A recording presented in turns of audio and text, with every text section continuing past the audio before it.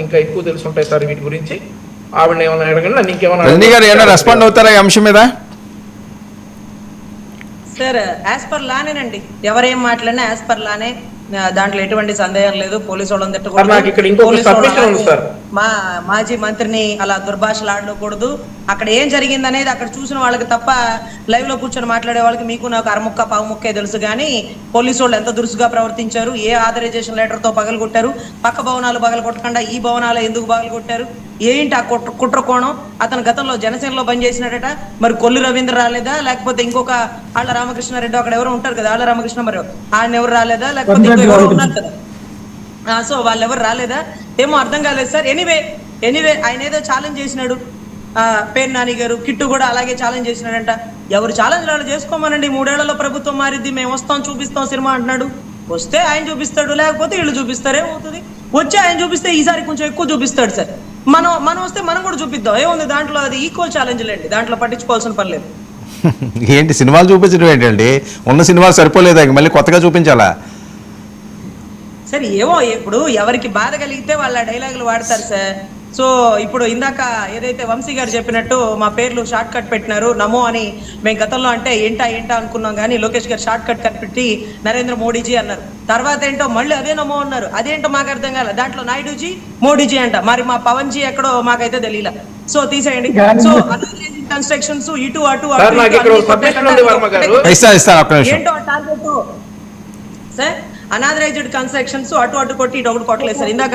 ఇందాక జనసేన అతనికి చెప్పాలి, సుగాలి ప్రీతి గారి విషయం ఏదైతే ఉందో, పవన్ కళ్యాణ్ గారు పోరాడితే ఆయన భూమి ఇవ్వాల. దాదాసాహెబ్ బాబా అంబేద్కర్ గారు ఉంటారు చూడండి, బాబాసాహెబ్ అంబేద్కర్ గారు, ఆయన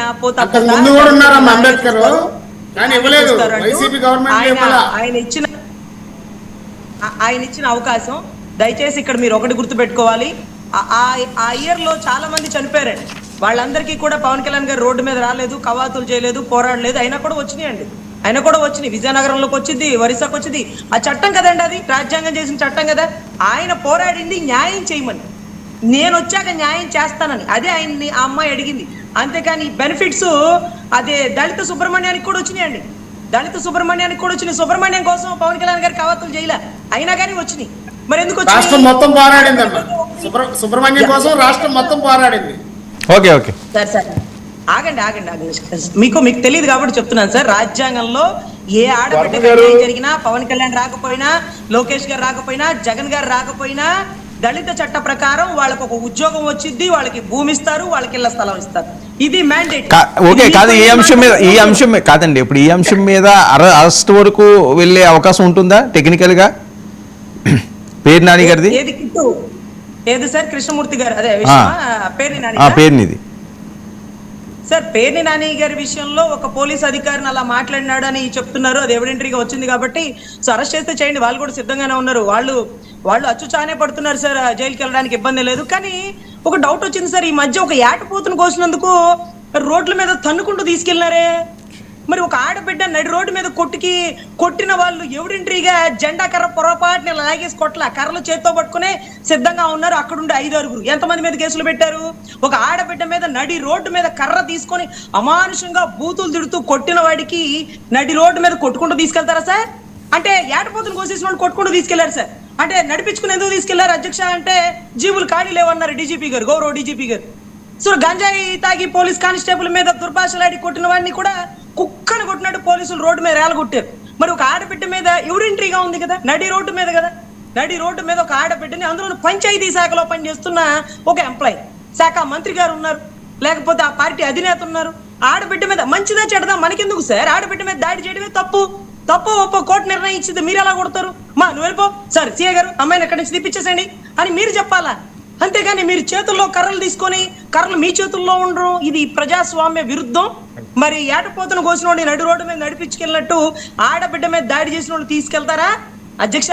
ఆడబిడ్డల పక్షాన్ని నిలబడే గౌరవ పవన్ కళ్యాణ్ గారు మరి ఏం మాట్లాడతారు అంటూ రాష్ట్ర ప్రజలు వేచి చూస్తున్నారు. ఈ వీడియో హల్చల్ చేస్తుంది. పేర్ని నాని గారి విషయంలో అనాథరైజ్డ్ కన్స్ట్రక్షన్స్ అన్నారు, చుట్టుపక్కల అన్ని ఆథరైజ్డే, అన్ని అనాథరైజ్డే. పర్టికులర్ గా ఇదే ఎందుకు కొట్టారు? దీనికి కొన్ని డాక్యుమెంట్స్ ఉన్నాయంట, కోర్టు చట్టం ఉందంట, స్టేటస్ ఆర్డర్ ఉందంట, అయినా కానీ పోలీసులు కాపలా కాసి మరి కొట్టించారేంటి? సో ఇవి కూడా డిస్కషన్ జరుగుతాయి సార్. ఎనీవే తప్పు ఎవరు చేసినా తప్పే.